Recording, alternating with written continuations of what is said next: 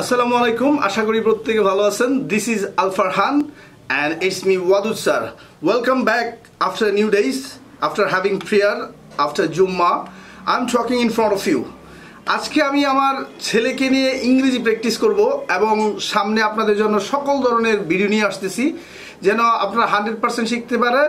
আপনারা আল ফারহানের জন্য এবং আমার জন্য দোয়া করবেন. Vocabulary, English speaking sentences, English grammar যেটাই না বুঝবেন আপনারা কমেন্ট করবেন.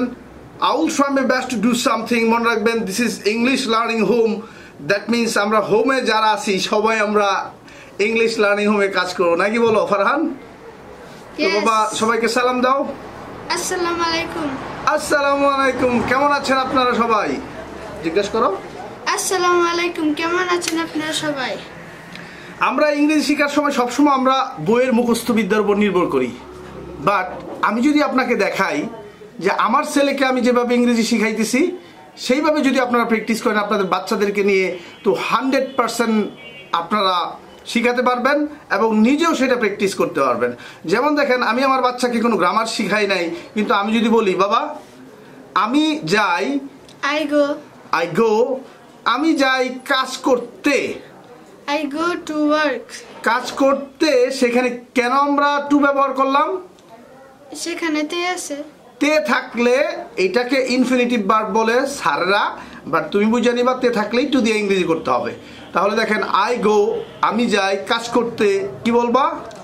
I go to work. I go to work মাঠে, মানে মাঠের মধ্যে. In the field. এখন সবটা একসাথে বলো. I go to work in the field. That means I'm not using any kind of grammar. The way you are learning from books. আপনি যদি বই থেকে শিখেন, I don't think so it will be effective for you and for your son.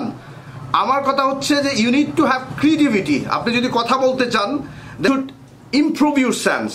আপনি কথা বলার জন্য বুঝে বুঝে কথা বলতে হয়, তেমনি ভাবে ইংরেজিটাকে বুঝে বুঝে আপনি যদি এখান থেকে গ্রামার চিন্তা করেন, I don't think so that's ever effective.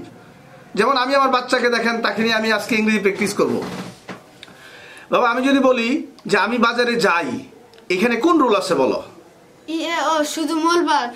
ই এ ও শুধু মূল ভার্ব. কাজটা কত অক্ষরের আছে? যাই 2 অক্ষর. 2 অক্ষর. 2 অক্ষর থাকলে কি দিয়ে ইংরেজি করতে হবে? মূল ভার্ব. মনে রাখবেন, এই 2 অক্ষর যদি বাংলাতে থাকে এবং ই এ ও সাউন্ড থাকে, সেটাই হচ্ছে প্রেজেন্ট ইনডিফিনিট টেন্স. আর ইংরেজিতে প্রেজেন্ট ইনডিফিনিট টেন্স মানে হচ্ছে শুধু মূল ভার্ব. যে বাক্যে সাহায্যকারী থাকবে না, শুধু মূল ভার্ব থাকবে, সেটাকে কি বলবে? Present indefinite tense. তবে আপনাকে এত কোন টেন্স এটা বোঝারই দরকার নাই. দ্যাট মিন্স আপনি কেন মূল ভার্ব দিয়ে ইংরেজি করবেন?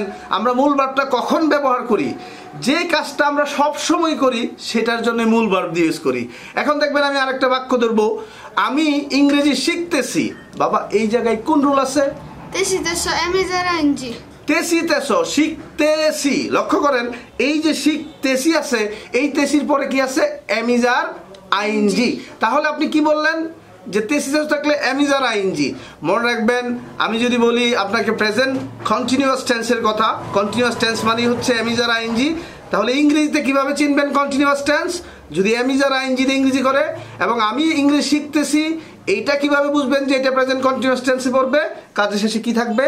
তেসিতেছো এমিজার আইনজি. তেসিতেছো থাকলে এমিজার ING.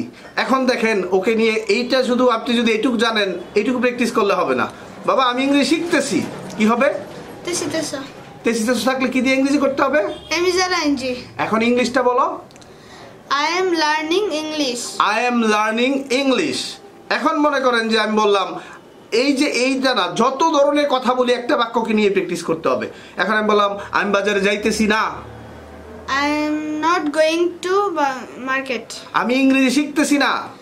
I am not learning English. আমি কি ইংরেজি শিখতেছি? Am I learning English? আমি কি ইংরেজি শিখতেছি না? Am I not learning English? কেন আমি ইংরেজি শিখতেছি?